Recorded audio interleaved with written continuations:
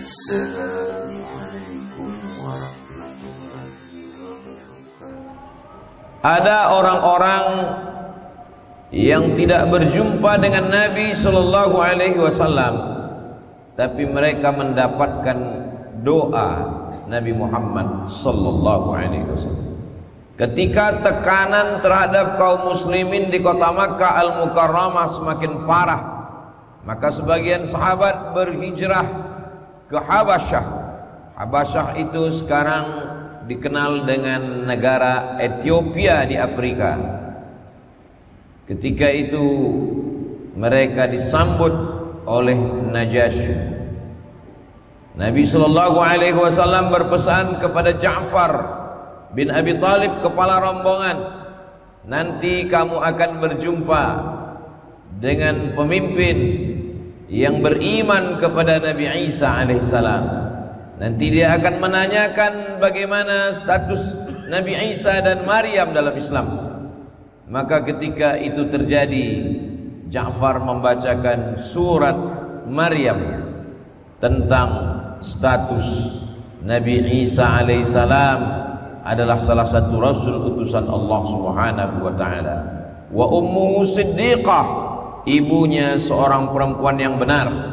Dia bukan anak Tuhan, tapi dia juga bukan anak zina seperti yang dituduhkan oleh Bani Israel.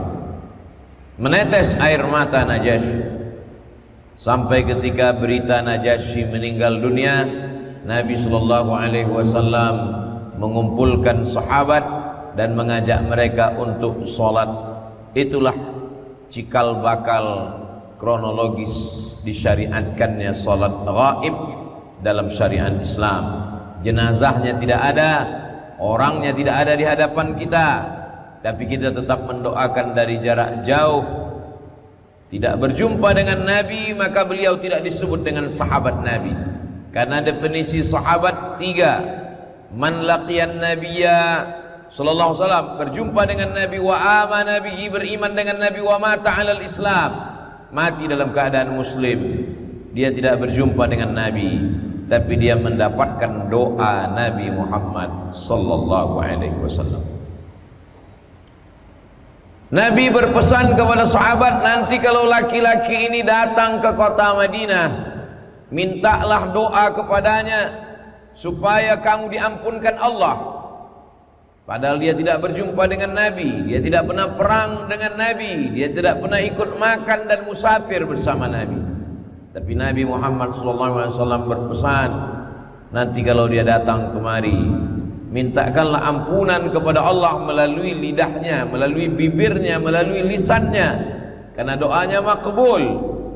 Setelah Nabi Muhammad SAW meninggal, barulah laki-laki itu datang. Dia juga tidak tercatat sebagai sahabat Nabi karena dia tidak berjumpa dengan Nabi, tapi berita tentangnya sampai kepada Nabi Muhammad Sallallahu Alaihi Wasallam. Dia berasal dari negeri Yaman, namanya Uwais Al-Qarni. Dia tidak datang, dia tidak ikut berperang karena dia menjaga seorang ibu, menunjukkan bahwa pintu kebaikan tidak hanya tertutup dari satu saja. Udkhulu min abwabin mutafarriqah, masuklah dari pintu yang banyak. Andai tidak bisa bertemu dengan Nabi, maka muliakanlah ibu, orang tua, maka kemuliaan bersama dengan Nabi pun dapat juga diperoleh. Bahkan sahabat-sahabat yang hidup dengan Nabi pun memintakan ampunan kepada Allah melalui lisannya. Jangan pernah mempersempit kebaikan hanya dari satu sisi saja. Lalu bagaimana dengan kita? Berkecil hatikah kita hidup 1400 tahun setelah Nabi Muhammad SAW? Jangan kecewa, jangan putus asa, jangan terlalu bermuram durja karena jarak waktu yang jauh. Begitu juga dengan jarak tempat. Kita adalah muslim terbesar paling timur di belahan bumi, tapi kita pernah didoakan, dirindukan oleh Nabi SAW. Nanti akan ada sekelompok manusia yang akan minum dari haud telaga Muhammad SAW. Kalau mereka minum di sana di saat panas terik padang mahsyar, la yazma'u fiha abada, mereka tidak akan haus untuk selamanya. Sahabat bertanya, kamikah itu ya Rasulullah? Apakah kami yang engkau maksud? Kata Nabi, antum ashabi, kalian adalah sahabat-sahabatku.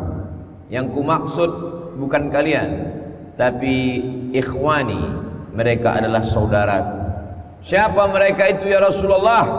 Amanu bi walam yarawni, mereka percaya kepadaku, mereka beriman terhadap diriku, walam yarawni, padahal mereka tidak pernah melihat aku.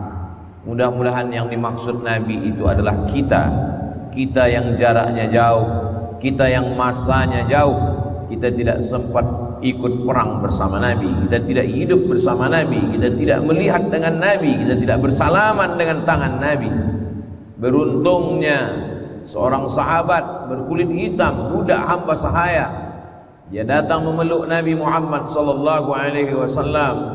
Aku miskin, aku hamba sahaya, aku berkulit hitam, aku belum tentu bersamamu nanti di surga ya Rasulullah. Apa kata Nabi? Almar'u ma'a man ahab, orang akan bersama dengan siapa yang dia cintai. Kalau kau cinta kepadaku, maka engkau akan bersama dengan aku, bersama dengan Rasulullah sallallahu alaihi wasallam. Kita tanamkan cinta kepada anak-anak kita, mencintai Rasulullah dengan mengenalkan jati dirinya.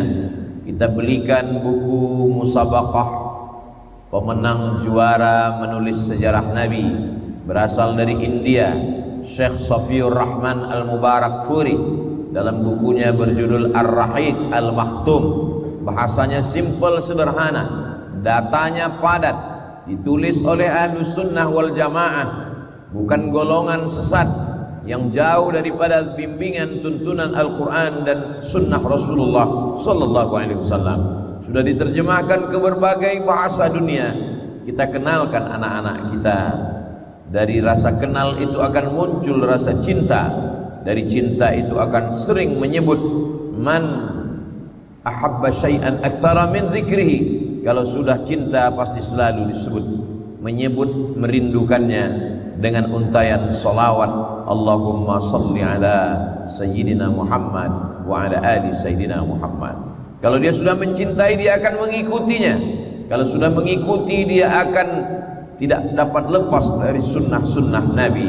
Kalau sudah cinta, dia akan memperjuangkannya. Kalau dia punya jabatan, dia akan perjuangkan Nabi Muhammad dengan jabatannya. Andai dia tidak punya jabatan tapi dia punya kecerdasan, dia akan tolong agama Nabi Muhammad sallallahu alaihi wasallam dengan kecerdasan otaknya. Kalau dia punya tenaga, dia punya harta, dia akan tolong karena cintanya. Maka kalau kita ingin murid-murid kita, anak-anak kita, sahabat kita mencintai Nabi, maka kita kenalkan mereka. Popularitas, harta, jabatan, kekuasaan yang dititipkan Allah di tangan kita sesungguhnya untuk mengenalkan Nabi Muhammad sallallahu alaihi wasallam. Ketika Nabi sampai ke Taif,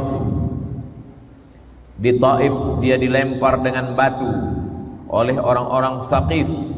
Lalu kemudian dia mampir ke salah satu kebun kurma. Di kebun kurma itu datang seorang budak hamba sahaya, Addas namanya. Dia memberikan satu tangkai kurma, dia berikan satu tangkai buah anggur ke tangan Nabi Muhammad sallallahu alaihi wasallam. Ketika anggur itu akan masuk ke mulut Nabi, Nabi mengucapkan bismillah. Nabi menyebut nama Allah. Addas heran karena di Taif tidak ada orang yang makan menyebut nama Allah. Lalu Addas bertanya, dari mana engkau datang? Kata Nabi, aku datang dari Makkah. Aku menyebut nama Allah subhanahu wa ta'ala. Lalu Nabi bertanya, dari mana kamu datang? Ternyata Addas datang dari negerinya Yunus bin Matta yang juga menyebut nama Allah. Lalu Nabi mengatakan, Yunus bin Matta akhi. Yunus bin Matta itu adalah saudaraku. Kami sama-sama menyembah Allah. Kami sama-sama Nabi utusan Allah. Di saat itu juga Addas bersimpuh, Addas terjatuh. Adas mencium telapak tangan Nabi, Adas mencium kaki Nabi SAW. Dia budak hamba sahaya, dia miskin, dia hanya pembantu, dia hanya pemetik kurma, dia hanya pemetik anggur, tapi rupanya dia memiliki kemuliaan. Pertemuannya dengan Nabi hanya sekali saja, tapi pertemuan yang sekali itu amat sangat berkesan. Berapa banyak yang sempat hidup bersama Nabi, bahkan masih ada hubungan nasab dengan Nabi, tapi memusuhi Nabi, memerangi Nabi. Beruntungnya Adas, dia bukan orang Arab, dia tidak datang dari Jazirah Arab, dia datang dari kampung Yunus bin Matta, tapi dia sempat mencium tangan Nabi, bahkan bersimpuh di kaki Nabi Muhammad sallallahu alaihi wasallam. Andai kita tidak seberuntung Adas, paling tidak kita mendapatkan syafaat dengan banyak menyebutnya, memperkenalkannya, mencintainya, dan mewariskan serta menjaga warisannya, dan kita wariskan kepada anak cucu kita di akhir zaman. Sampai pada saatnya nanti, yauma yafirrul mar'u min akhihi, orang akan lari dari saudara kandungnya, wa ummihi wa abihi, dari ibu dan ayahnya, wa sahibatihi wa bani, dari istri dan anak-anaknya. Istri tidak bisa menolong suami, anak tidak bisa menolong ayah dan ibu, saudara kandung pun tidak dapat membela.